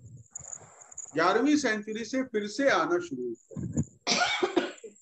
और उस समय हमारे यहाँ बहुत ज्यादा आपस में द्वेष था राजपूतों में और जो भी राज कर रहे थे। तो वो पृथ्वीराज के समय से वो सब चालू हुआ, जहां पे वो स्त्रियों के साथ बलात्कार करने लगे। और आपको आश्चर्य होगा, कुछ ऐसी चीज है जो मैं आपको कहूंगा, वो आपको बहुत आश्चर्य होगा, जो आज भी अरब देशों में भी होता है। वो स्त्रियों के साथ उनके अंदर इतना अधिक काम था, सेक्स था, कि वो स्त्रियों का सिर्फ बलात्कार, जीवित स्त्रियों का बलात्कार नहीं, बल्कि शव का भी बलात्कार, शव का भी बलात्कार। आज भी कुछ इस्लामिक देश हैं जहां जो सुंदर स्त्रियां होती हैं, जो उच्च कुल की स्त्रियां हैं, जब वो मर जाती हैं, यंग होकर के मरती हैं, तो उनको दफना दिया जाता है। दफनाने के बाद कम से कम 6 महीने तक, जब तक वो लाश नहीं सड़ जाती, तब तक वो कब्रिस्तान में उसकी निगरानी की जाती। आपको आश्चर्य होगा ये जान। तो इस तरह से जो मुस्लिम आक्रांता थे, उन्होंने स्त्रियों को एक भोग की वस्तु माना, क्योंकि वो जो एक कबीले का जो उनका एक पूरा, अगर आप इस्लाम का और प्रोफेट मोहम्मद का एडवेंट, मतलब किस तरह से वो राइज हुए, उसको पढ़ेंगे तो वो कबीले में एक कबीला दूसरे कबीलों को मारता था, उसको पूरी तरह से धन सही का लूट लेता था। जो भी यंग लोग होते थे, जो 16 साल से या 12 साल से और 60 साल तक के या 70 साल तक के जो पुरुष होते थे, उनको मार दिया जाता। और जितनी भी स्त्रियां हैं, धन संपत्ति है, उनको वो कैप्चर करते थे और अपनी पदवी के अनुसार धन संपत्ति के साथ ईश्वरों युवतियों को भी बांट लिया जाता। जो स्त्रियां 60 साल के ऊपर या 65 साल के ऊपर होती थी, उनको भी मार देते, और बाकी छोटी बच्चियों को रियर करते थे, पढ़ते थे। 8 साल 9 साल की बच्चियों के साथ वो शादी कर लिया। तो ये जो कल्चर है, ये जो कबीले का कल्चर है, ये इस्लाम के साथ साथ सारी दुनिया में फैला। तो वहां से स्त्री शक्ति का ह्रास हुआ कि जब क्रिश्चियनिटी, ईसाइयत जब आई थी, तो रोम और ग्रीस और इजिप्ट में उस समय नारी शक्ति की पूजा की जाती है। एक्चुअली जो सैटरडे है वो नारी शक्ति का दिन है। लेकिन फर्स्ट और सेकंड सेंचुरी में उन्होंने क्राइस्ट को प्रॉप किया, पुरुष शक्ति को प्रॉप किया, और उस 200 साल के अंदर बहुत अधिक स्त्रियों को मारा गया। 200 साल के बाद एक्चुअली मेरी को फिर से लाया गया, क्योंकि बहुत स्त्रियों का उस समय वध किया गया। तो मेरी के आने से, जो जीसस की माँ थी मेरी, जिनको वर्जिन मेरी भी हम कहते हैं, के आने के बाद ईसाइयों ने स्त्रियों पर जो जुल्म है वो कम कर दिया। ईसाइयों ने बाद में बहुत अधिक जुल्म नहीं किए स्त्रियों पर। उन्होंने हमारे यहाँ भी स्त्रियों पर बहुत जुल्म किया, लेकिन वैसा जुल्म नहीं किया जैसा इस्लाम ने किया। तो हमारे यहाँ फिर राजपूतों ने एक तरह से कुछ कानून बनाना शुरू कर दिया। उन्होंने पर्दा प्रथा लेके आए, ताकि उनके जो पद्मनी वगैरह को वो देखना चाहते थे। और फिर स्त्रियों ने जौहर करना शुरू किया, क्योंकि आप सिर्फ स्त्री के साथ बलात्कार नहीं करते, मृत्यु स्त्रियों के साथ भी बलात्कार किया। ऐसा कहा गया कि पृथ्वीराज रासो में जो वर्णन आता है, उसके अनुसार जो पृथ्वीराज की जो पत्नी थी, उनके साथ उनको पूरे मुगल सैनिकों के बीच में छोड़ दिया गया था और कई दिनों तक उन पर बलात्कार चलता था। तो इसलिए स्त्रियों ने जौहर करना शुरू किया, वहां से सती प्रथा। तो ये जो जौहर है, सबसे पहले रानी पद्मिनी ने जौहर किया और फिर इसको सती प्रथा का नाम दे दिया गया। और फिर पुरुष शासन चालू हो गया, क्योंकि सारा कुछ युद्ध कौशल से होने लगा, नारी शक्ति क्षीण होने लगी, वो जो पुरुष जो कोमलता थी समाज में वो कम होने लगी, सब लोग अपने अपने को बचाने लगे, इसलिए बड़े स्ट्रिक्ट कानून आने लगे, बाल विवाह होने लगे, ताकि इस लड़की को छोटी सी उम्र में ही शादी कर दी जाए, तो उसको शादी शुदा स्त्री को भगाने वाले मुस्लिम या उनको उठा के ले जाने वालों की संख्या कम होती थी, और फिर 2 परिवार एक कन्या की रक्षा करने लगे। तो इस तरह से एक संरक्षण के लिए ये कानून बने। 11वीं शताब्दी के बाद ज्यादातर कानून बने। मुगलों के टाइम भी सेम स्थिति रही, औरंगजेब के टाइम तक रही, लेकिन आप शिवाजी को देखें, शिवाजी ने सनातन धर्म का पालन किया। किसी भी स्त्री को कभी कैप्चर भी किया तो उन्होंने इज्जत के साथ उनको वापस छोड़ दिया। तो हमारे हिंदुओं ने वो सनातन धर्म को कंटिन्यू किया, लेकिन उन्होंने अपनी अस्मिता को, अपने स्त्रियों के सम्मान को, उनकी लाज के लिए कुछ बहुत स्ट्रिक्ट कानून बनाए, जो बाद में जो कांग्रेसी हैं, जो वामपंथी हैं, जो मुस्लिम हिस्ट्री राइटर्स हैं, जो क्रिश्चियन हिस्ट्री राइटर्स हैं, उन लोगों ने हमारे हिंदू धर्म को बदनाम करने के लिए ऐसे बहुत गलत गलत चीजें और भी उसमें डाल दी। मनुस्मृति को उन्होंने कहा कि ये पूरी तरह से गलत है। मनुस्मृति धार्मिक और आध्यात्मिक ग्रंथ है, सामाजिक ग्रंथ नहीं है। वहां पर जो वर्ण व्यवस्था थी वो एक ही घर में ब्राह्मण क्षत्रिय वैश्य चारों हो सकते थे। गुण कर्म विभागेन, में भगवान कृष्ण कहते हैं, गुण और कर्म के विभाग से वर्ण पैदा हो। वर्ण जो है वो माता पिता से नहीं पैदा हुआ, गुण कर्म विभाग है। जैसा आप गुण करेंगे और कर्म करेंगे उस हिसाब से। वाल्मीकि जो है वो महर्षि हो सकते, महर्षि व्यास जो एक निषाद पुत्री के पुत्र थे वो महर्षि हो सकते। तो यहाँ पर ऐसा नहीं है कि कोई छोटी जात थी या बड़ी जात थी, लेकिन बाद में वर्ण व्यवस्था जो है वो सब लोग अपने आप लोगों को संरक्षण देने के लिए, क्योंकि जब मुगल आए तो बहुत से राजपूतों ने उनसे दोस्ती करके अपने लोगों को संरक्षण देने की कोशिश की। ब्रिटिश के टाइम पे बहुत से जमींदारों ने संरक्षण देने की कोशिश की, तो वो ज्यादा रिजिड हो गई, सनातन धर्म से दूर चली। भी आप अगर मनुस्मृति को या मनुसंहिता को धार्मिक ग्रंथ के साथ साथ आध्यात्मिक ग्रंथ को लेके चलेंगे तो जो सामाजिक व्यवस्था है वो सारे संसार की सामाजिक व्यवस्था से आज भी सबसे ये तो दूसरे धर्मों का जो हमारे यहाँ आक्रमण हुआ उसके कारण हमको अपने आप में अकारण बहुत बेकार के सुधार लाने की कोशिश करते हैं, वरना हमारा अपना धर्म पूर्ण है। धन्यवाद दादा, बहुत अच्छा आपने समझाया। और ये ज्ञान हमारे समाज में होना बहुत जरूरी है कि ये प्रथा है ऐसी कैसी हमारे सनातन धर्म में आई, ये सबको मालूम होना जरूरी है, क्योंकि बहुत सारे लोगों को ये मालूम नहीं है कि क्यों ये सब ऐसा क्यों हुआ। तो हमारे वैसे देखा जाए तो ये हमारा सनातन धर्म बहुत पवित्र और बहुत सुंदर उसकी रचना है। और मैं सोचता हूँ अगर सनातन धर्म के ये पहले से जो रचना है वो रचना से हम आगे जाएंगे तो मुझे लगता है किसी के ऊपर किसी का छल नहीं होगा और किसी के ऊपर अन्याय नहीं होगा और सब हम सुख से चैन से रह सकते हैं। ये जातिवाद भी नहीं रहेगा। जैसे आपने बताया कि एक घर में 4 जातियां एक घर में थी, कोई पूजा पाठ करता था वो ब्राह्मण, कोई काम करता था वो दूसरा ये, तो हर जात का आदमी एक ही घर में था, सब भाई भाई थे। उसको समाज ने बांट लिया, यह गलती है और ये गलती हम सुधारना चाहिए।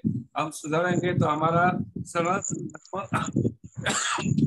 इसीलिए सनातन धर्म का ज्ञान होना बहुत जरूरी है, तभी हम ये जातिवाद सब निपट जाएगा। जब तक ज्ञान नहीं है तब तक नहीं होगा। ये क्यों शुरुआत हुई, ये एक ही घर में सब जातियां थी, ये हमें सबको मालूम होना चाहिए।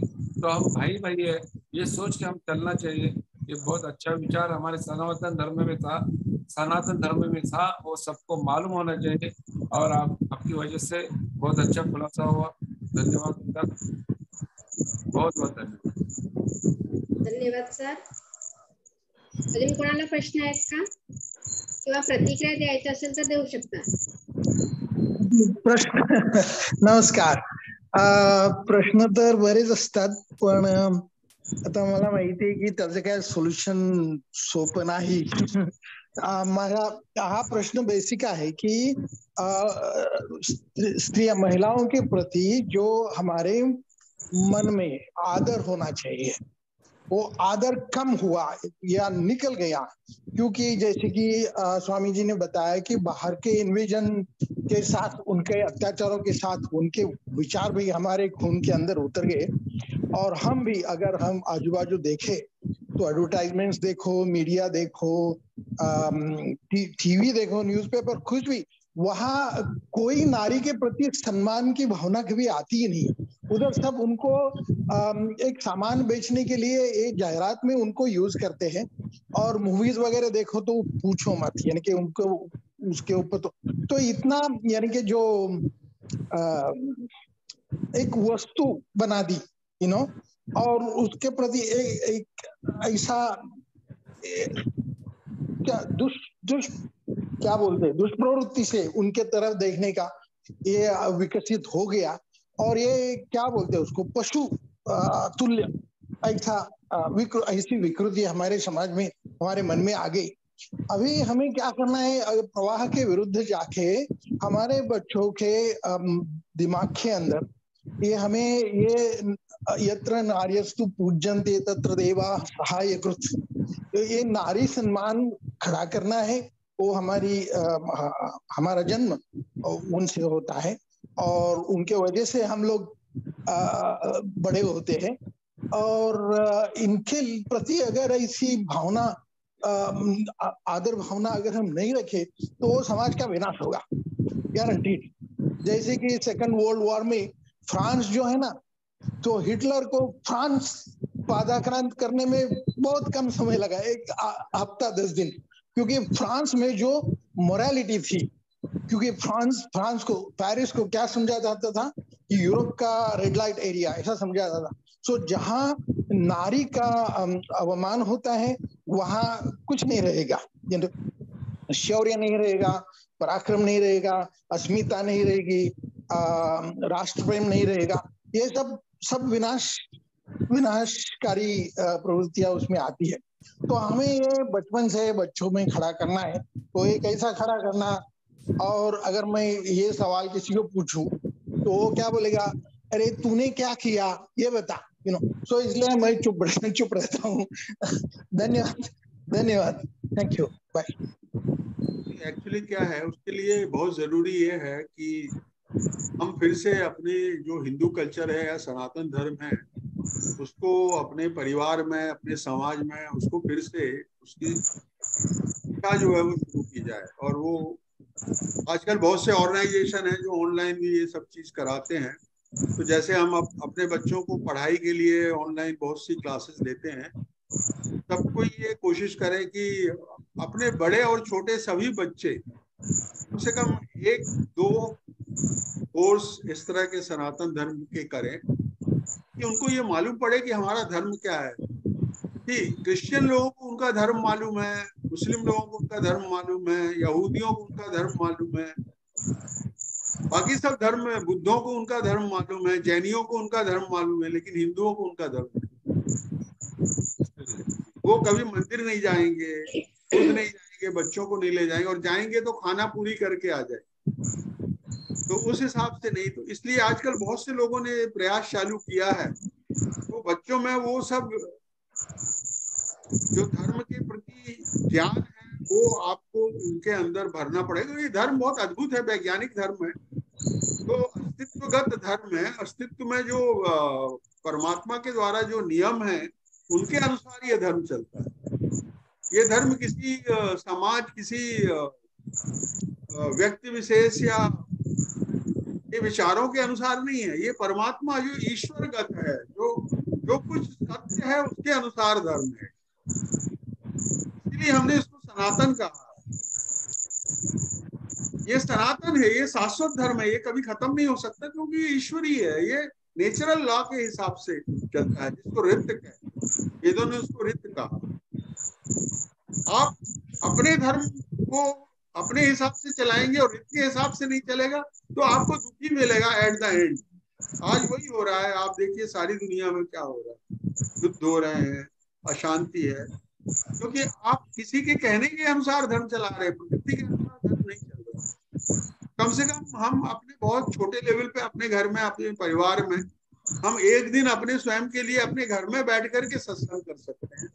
जो बुजुर्ग हैं वो अपने बच्चों से बात कर सकते हैं, उनको सिखा सकते हैं, या हम सब मिल करके कुछ ऐसे कोर्स कर सकते हैं जो आजकल ऑनलाइन बहुत सी जगह पे आपको मिल जाएंगे। ये जरूरी हो गया है कि हम अपने बच्चों में वो धर्म के बीज डालें, तो एक दो जनरेशन में हम काफी कुछ धर्म को वापस ला सकते हैं।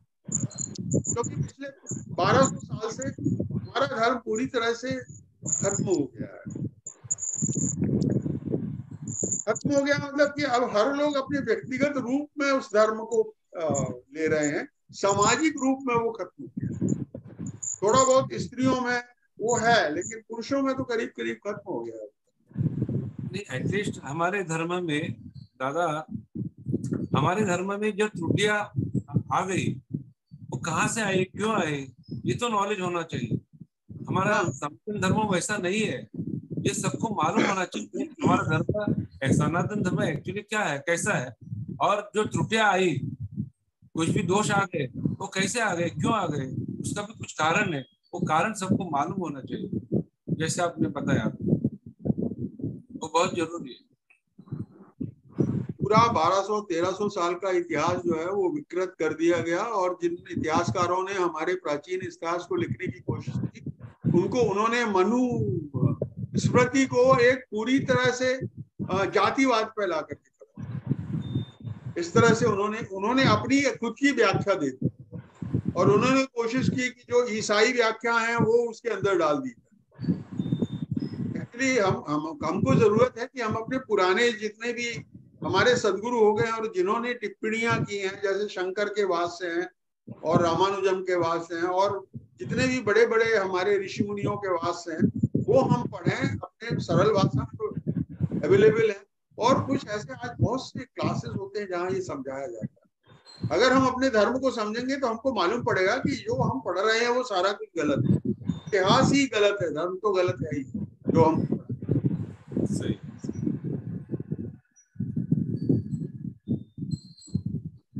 एक क्रांति की जरूरत, क्रांति की जरूरत है, क्रांति की जरूरत है। और क्रांति के लिए हर किसी को अपने को मिटाने के लिए तैयार रहना चाहिए। क्रांति बिना ब्लड दिए नहीं होती। आप जब धर्म और देश के प्रति आप अपने आप को समर्पित करेंगे तभी क्रांति संभव होती है। आज हर एक आदमी अपने पैसे की ज्यादा चिंता है बनिस्बत धर्म। पैसा मिलता है तो हम लोग वोट भी दूसरे धर्म वालों को दे देते हैं। यही चल रहा है, 70 साल से यही चल रहा है और अभी भी चल रहा है। हिंदू छोड़ के बाकी सब धार्मिक हैं, सिर्फ हिंदू जो है वो सेकुलर है, बाकी सब सेकुलर का मतलब होता है आप बाकी सब धर्मों का सम्मान करिए और अपने धर्मों को असम्मानित करें, इसको सेकुलर। स्वामी जी, मुझे वो विष्णु सहस्त्र नाम में से कुछ नाम याद आते हैं, तो उसमें रणप्रिय ऐसा नाम है कि युद्ध उसको प्रिय है भगवान को, तो भगवान को खून की आहुति चाहिए। और सर हमारे सारे देवी देवता जो है उनके हाथों में शस्त्र है, करेक्ट। और सर्व प्रहरणा युधा, ऐसा भगवान का लास्ट नाम है, 1000 नाम में से लास्ट नाम वो है सर्व प्रहरणा युधा। तो ये बिल्कुल। और जो मृत्यु जो इसमें होता है, आहुति होती है, क्या बोलते हैं, हुतात्मा या बलिदान जो होता है धर्म के लिए, तो वो कुछ बड़ी बात नहीं है, क्योंकि ये जैसे कि अपने सावरकर जी ने कहा कि ये मृत्यु का बिल्कुल भय नहीं होना चाहिए, क्योंकि दूसरे अध्याय में गीता के मृत्यु का भय पूरा निकाल दिया है। सो इसमें मेरे ख्याल से जो आप क्रांति की बात कर रहे हैं ना, तो एक क्रांति से यही धर्म की ये पुनर्रचना की जा सकती है। जब भी भगवान आए, जैसे कि भगवान राम आए और भगवान कृष्ण आए, तो इतना संहार हुआ, जो 18 अक्षयों में इन्हीं युद्ध पूरा के पूरा खत्म हो गया, पूरा सिविलाइजेशन, पूरा वेपन सिस्टम, सब नॉलेज खत्म हो गया। तो ऐसा ही कुछ करना पड़ेगा भगवान को। तो ये मुझे तो ये दिखता है कि ये क्रांति यानी कि लाइक ब्लडी रिवॉल्यूशन आना पड़ेगा। थैंक यू, ये जस्ट मेरा विचार आपके सामने रख रहा हूँ। थैंक यू, धन्यवाद, हरिओम। नहीं, हमारे यहाँ हमेशा जो है ना, शास्त्र और अस्त्र दोनों की बात की गई। आपके एक हाथ में शास्त्र भी होना चाहिए और दूसरे हाथ में अस्त्र शस्त्र भी होना चाहिए। अस्त्र शस्त्र आपकी स्वयं की आत्मरक्षा और धर्म रक्षा और देश रक्षा के लिए जरूरी है।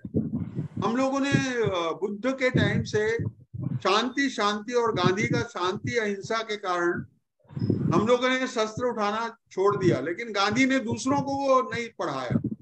उन्होंने सिर्फ हिंदुओं को कहा कि तुमको अहिंसा लेना है, लेकिन दूसरों को नहीं कहा कि तुम्हें अहिंसा लेना। तो 70 साल में हम लोगों की जो 3 पीढ़ी गुजर गई, वो सारी की सारी पीढ़ी जो है वो एक तरह से अकर्मण्य हो गई। वो शांति करने वाली हो गई। वो सब इजी गोइंग हो गई, गुलामी करो और ऐश करो, इस तरह की हो गई। तो वो जो मेंटिलिटी है, जो हमारे अंदर जो गुलामी की जो खून अंदर चला गया है, उसको बदलने की जरूरत है। और आज जो कुछ हो रहा है उसको बहुत ही जागृत होकर के देखने की जरूरत है, ताकि ये हिंदू राष्ट्र बचा रहे। क्योंकि अगर आपको साधना करनी है और अगले जन्म में भी वापस आना है, तो फिर कोई ऐसी जगह तो होनी चाहिए जहाँ शांति से आप साधना कर सके। बाकी सारा संसार तो पूरा लड़ता हुआ संसार दिखता है। एक यही राष्ट्र है जहाँ की धर्म अभी भी जिंदा है, और ये संभव है कि आप परमात्मा को प्राप्त कर सकते हैं यहाँ रह के, शांति पूर्वक भी, और जरूरत पड़े तो लड़ाई भी की जाए, शस्त्र भी उठाए जाए। तो वो समय आ गया है कि हम लोग सिर्फ बात ना करें, कुछ अपने कार्य भी करें। कम से कम एक लठ तो अपने घर में रखना शुरू कर दो, इतना तो कर सकते हो, एक लाठी तो रखो कम से कम। आप देखेंगे हिंदुओं के घर में एक लाठी भी नहीं होती है, बड़े आश्चर्य की बात। कभी कोई गिलहरी या कुछ ऐसी आती है तो उसको भगाने के लिए झाड़ू के पीछे का डंडा लेके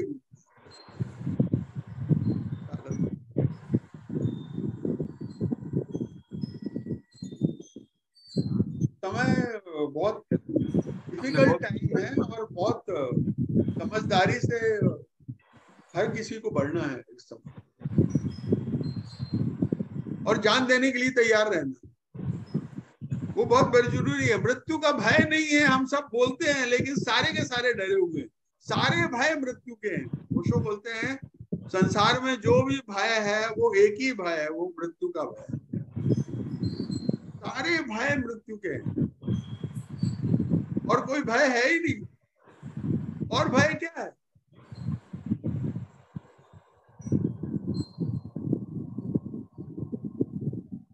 जब तक भय है तब तक दुख है।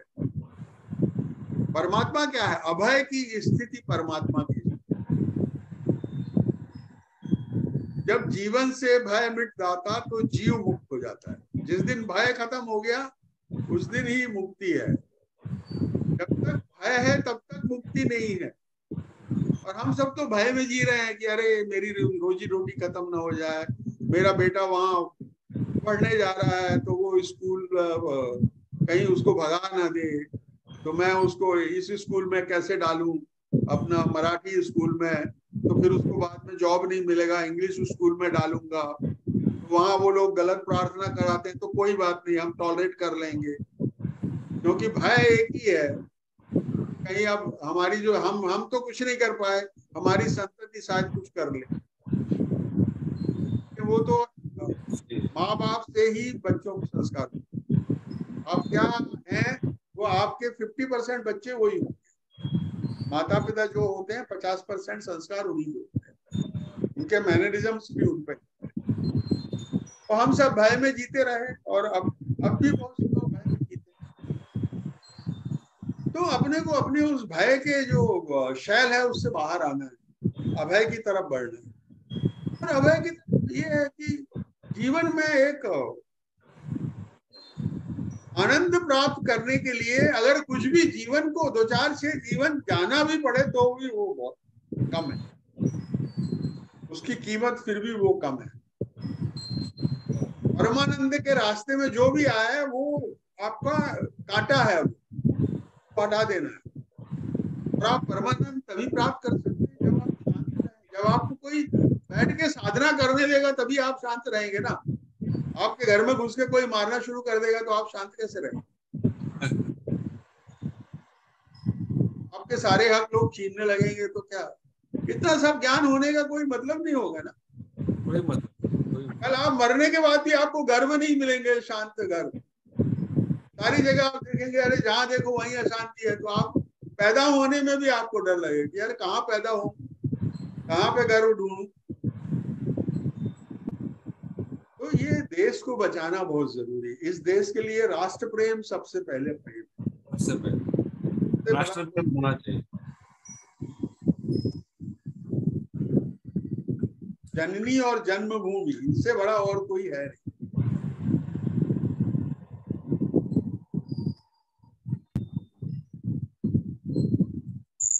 और कोई प्रश्न? धन्यवाद सर. मला असं वाटतं आता प्रश्न कोणाचे राहिले नाही. आपल्याला बरीच माहिती मिळाली आहे.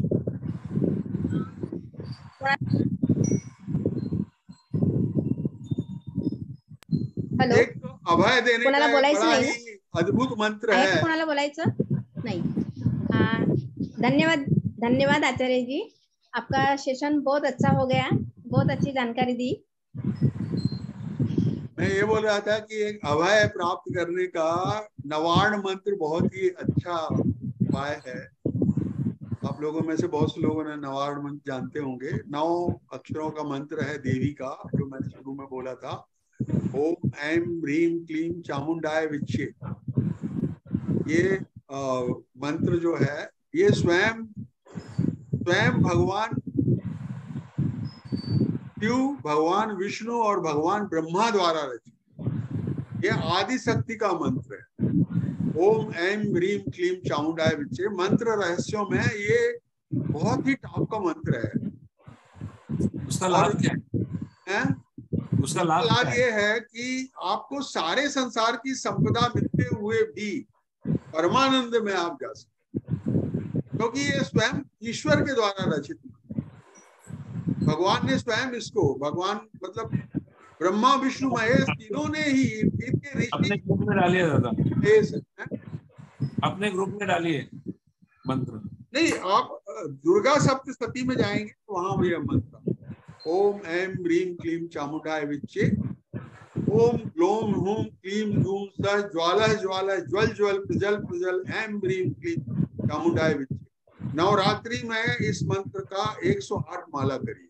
शुरू में आपको समझ में नहीं आएगा, धीरे धीरे आपको आनंद आना लगेगा। जो लोग मंत्र में विश्वास करते हैं, क्योंकि मैंने पहले काफी मंत्र साधना की है, आपने शायद सुना होगा नारायण दत्त श्रीमान, बहुत ज्योतिष शास्त्र और वो बहुत बड़े देवी भक्त जयपुर के थे, नहीं जयपुर नहीं, उदयपुर के थे। उनके साथ मैंने कुछ देवी साधनाएं की हैं पहले। बहुत पावरफुल मंत्र है, संसार में आनंद से और सारे ऐश्वर्य के साथ और अभय के साथ जीने के लिए इस मंत्र की साधना खासतौर से नवरात्रि के समय आप करिए, आपको बहुत मजा आएगा। ये देवी शक्ति जिससे ये सारा संसार चलता है, आनंद देती है आपको। इसमें क्या है, माँ काली, माँ लक्ष्मी और माँ सरस्वती तीनों की बंधन। रमेश दादा, आपण प्रत्येक नवरात्रीला 3 वर्ष झाले, 3ही वर्ष आपण नवार्ण जप आपण घेतलेला आहे. नवार्ण जप घेतलेला आहे, 108 नवार्ण जप पण घेतला आहे आणि त्याची महत्ती पण आपण दरवर्षी सांगत असतो. ग्रुपवर व्हिडिओ आहे आपला, त्याचा ग्रुपवर व्हिडिओ टाकलेला आहे आपण. अच्छा, आपल्या ग्रुपवर आहे यूट्यूब चॅनल. सभी को शुभ संध्या. मिलते हैं सुबह 6 बजे. महिमा स्त्री शक्तीचा उपाय निरामय आरोग्याचा या श्रृंखले अंतर्गत कल सुबह 6 बजे हम सब मिलते हैं. सभी को हरिओम. हरिओम. धन्यवाद. हरिओम.